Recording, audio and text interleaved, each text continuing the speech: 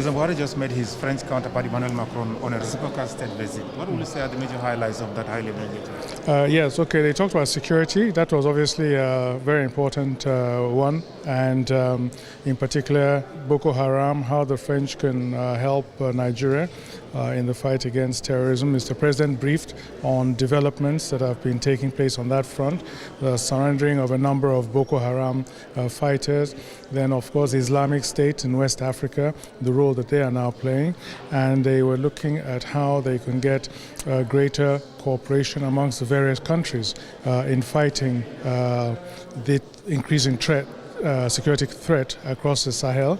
They talked about Libya and the role that the French are now playing. During this meeting, they're going to have a summit on Libya with elections next December, and how it's so important to stabilize the situation in Libya. And of course, Mr. President talked about the impact of the sort of vacuum in Libya on the security situation in Nigeria. And they also talked about security in the Gulf of Guinea, and again the importance of all the countries of the Gulf of Guinea, as well as all the major maritime countries coming together, maybe at a regional and maybe a continental level, to address the issue of insecurity in the Gulf, the piracy and all that. Mr. President talked about steps that he had taken to strengthen the Navy to be able to also address some of the challenges there, and gave some statistics that the number of incidents of piracy has really come down drastically. They also talked about intelligence sharing and the importance of a regional intelligence sharing mechanism. Of course, there's one that we have already based in Abuja, the Regional Intelligence Fusion Unit. And the French president talked about a similar mechanism that's based in Chad, and how those two could cooperate to have a sort of a seamless intelligence sharing architecture across West Africa. They talked about some of the problem situations in a number of countries, in Mali, in Guinea, in Chad, in Libya, and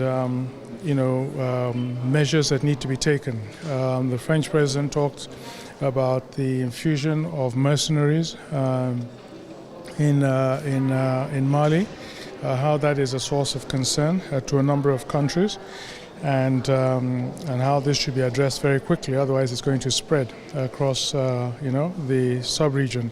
Mr. President, our president talked about his preference to work within the framework of ECOWAS, rather than, of course, a lot of countries expect Nigeria to intervene in all the trouble spots. But Mr. President, felt that he prefers to do all the engagement within the framework of ECOWAS.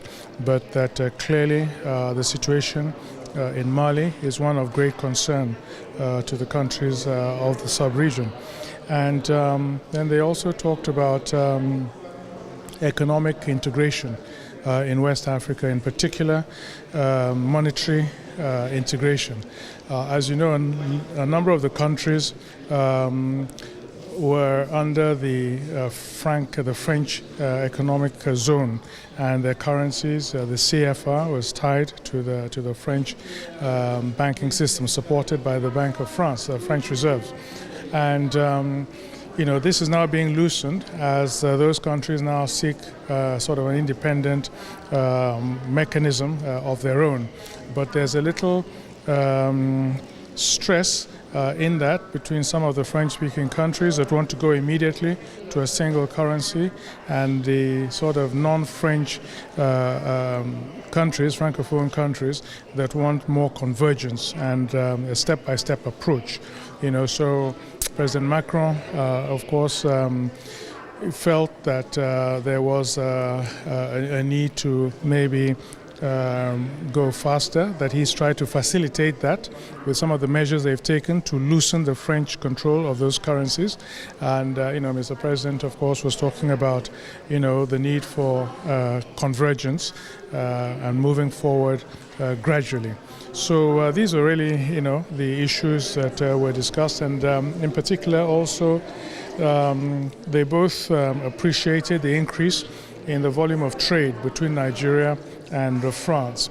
And, in this context, the French president was very keen to see a more conducive environment for French companies coming to invest. He noted that a lot of the business was being done by very big French companies, but he wanted also the smaller French companies and small and medium-sized enterprises to also be able to invest in Nigeria, but he felt that would require greater government encouragement and presence at the federal level and at the state level, so that there can be some element of guarantees for these companies and reducing the risk for them, and that he felt that if those were in place, there will be even more French companies willing to invest in Nigeria. Mr. President, our president, talked about his initiatives in enabling business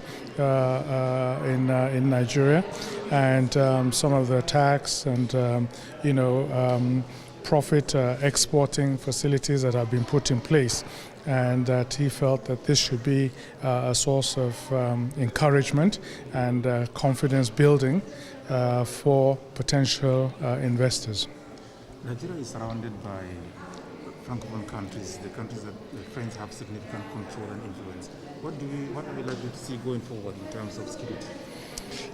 Yes, well, I think this is the point they were also making, that there has to be greater cooperation.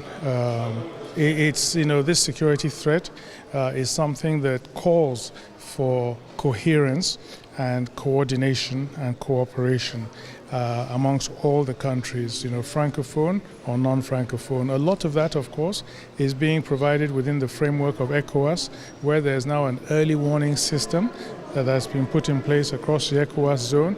There's a multinational joint task force, which is also cooperating with what they call the G5 Sahel, a group of countries. So it is precisely that will create, the